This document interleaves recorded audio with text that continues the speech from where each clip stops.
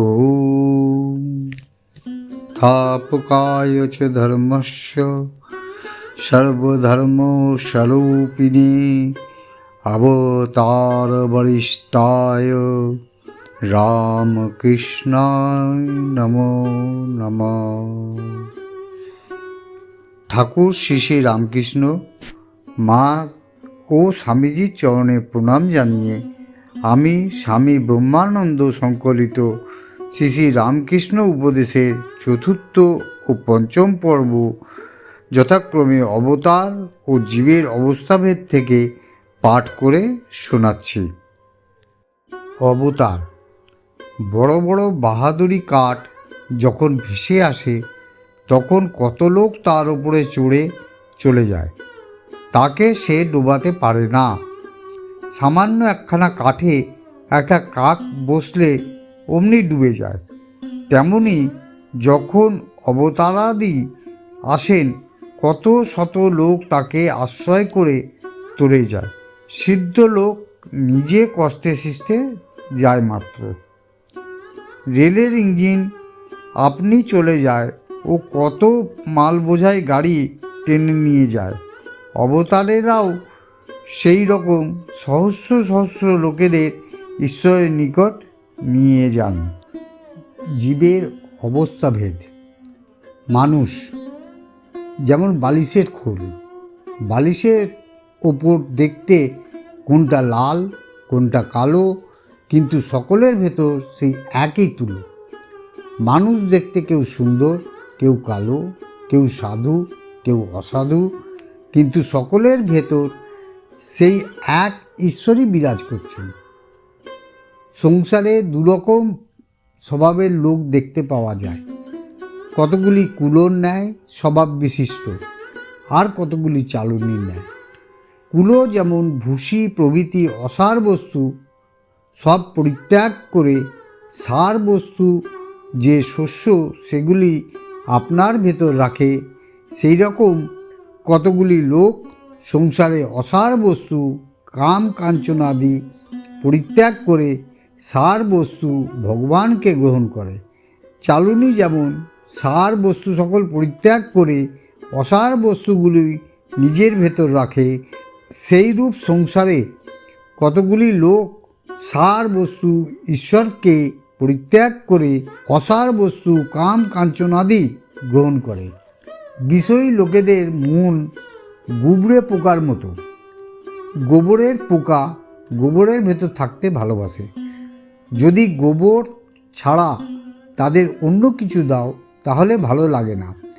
জোর করে যদি একটা পদ্মের ভেতর বসিয়ে দাও তাহলে তারা ছটফট করে মরে। বিষয়ী লোকেদের মনে সেই রকম বিষয় কথা ছাড়া অন্য কিছু ভালো লাগে না। যদি ঈশ্বরীয় কথা প্রসঙ্গ হয় তারা সে স্থান ত্যাগ করে। যেখানে বাজে কথা হয় সেখানে গিয়ে বসে। যেমন কতগুলো মাছ জালে আটকালে আদপে পালাতে চেষ্টা করে না, অমনি পড়ে থাকে। আবার কতগুলি মাছ পালাবার জন্য লম্পজম্প করে, কিন্তু পালাতে পারে না। আবার এক জাতীয় মাছ আছে যারা জাল ছিঁড়ে পালিয়ে যায়। এ সংসারে জীবও সেইরূপ তিন রকমের আছে, যথা বদ্ধ, মুমুক্ষু ও মুক্ত। পথে যেতে যেতে রাত হয়ে পড়ায় ও আকাশে মেঘ ঝড়ের মতো হওয়ায় এক মেছুনি এক মালির বাড়িতে আশ্রয় নেয়। মালি ফুলের ঘরের দাওয়ায় তাকে আশ্রয় দিয়ে যথাসাধ্য তার সেবা করলে, কিন্তু কিছুতেই তার ঘুম হলো না। শেষে সে বুঝতে পারলে বাগানে নানা ফুল ফুটেছে, সেই ফুলের গন্ধে তার ঘুম হচ্ছে না। সে তখনই হাঁস চুপড়িতে জল ছিটিয়ে মাথার কাছে রেখে ঘুমোলো। বিষয়বদ্ধ জীবেরও মেছুনির মতো সংসারে পচা গন্ধ ছাড়া আর কিছুই ভালো লাগে না। পায়রার ছানার গলায় হাত দিলে যেমন মটর গজগজ করে, সেই রকম বদ্ধ জীবের সঙ্গে কথা কইলে টের পাওয়া যায় বিষয় বাসনা তাদের ভেতর গজগজ করছে। বিষয়ই তাদের ভালো লাগে, ধর্মকথা ভালো লাগে না। যে মূলো খেয়েছে তার ঢেকুরেতেই টের পাওয়া যায় তেমনি যে ধার্মিক তার সঙ্গে আলাপ করলে সে কেবল ধর্ম প্রসঙ্গই করে থাকে, আর যে বিষয়ী সে বিষয়ের কথাই বলে থাকে।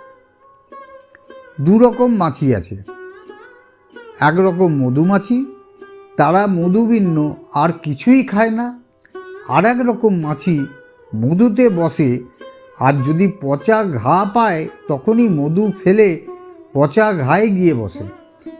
সেই রকম দুই প্রকৃতির লোক আছে।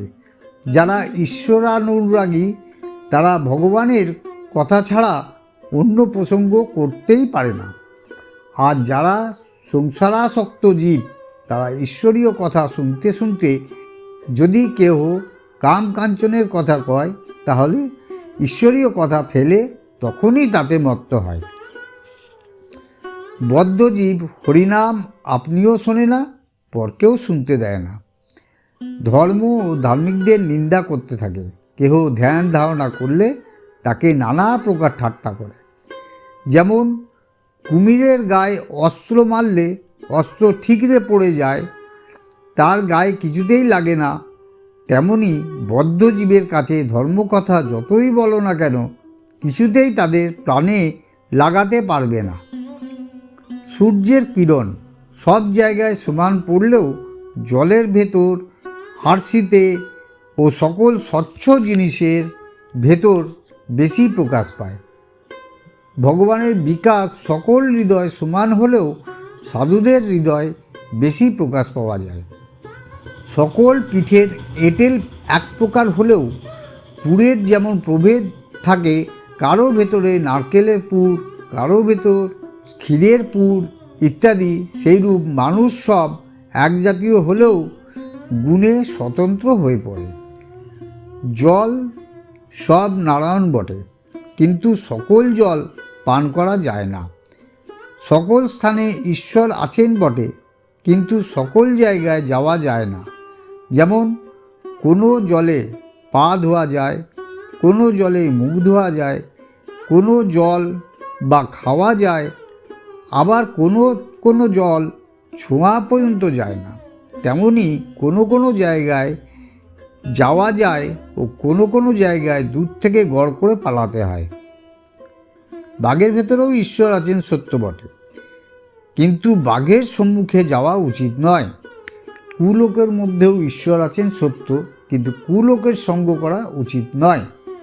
গুরু এক শিষ্যকে উপদেশ দিয়ে বললেন, সকল পদার্থই নারায়ণ। শিষ্যও তাই বুঝলেন।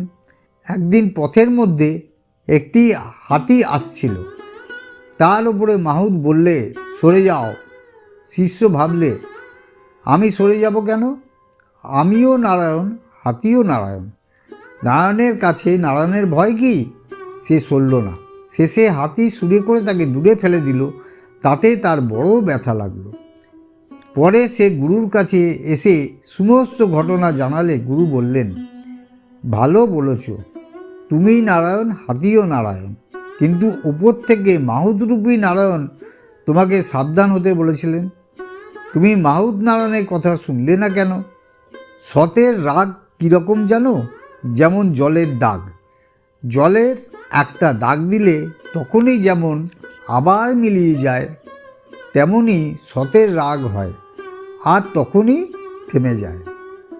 ব্রাহ্মণের ঘরে জন্মালে সব ব্রাহ্মণ হয় বটে, কিন্তু কেউ খুব পণ্ডিত হয়, কেউ ঠাকুর পুজো করে, কেউ বা ভাত রাঁধে এবং কেউ বা বেশ্যার দ্বারে গড়াগড়ি যায়। যেমন কোষ্ঠী পাথরে সোনা কি পিতল দাগ দেওয়া মাত্র ধরা যায়, তেমন ভগবানের নিকট সরল কিংবা কপট পরীক্ষা হয়ে থাকে। মানুষ দুরকম, মানুষ ও মানহুস।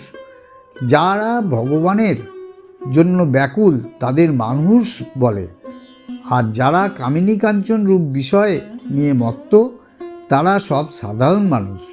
বদ্ধ সংসারী লোকের কিছুতেই আর হুঁশ হয় না। সংসারে নানা দুঃখ কষ্ট ও বিপদে পড়েও তবু তাদের চৈতন্য হয় না।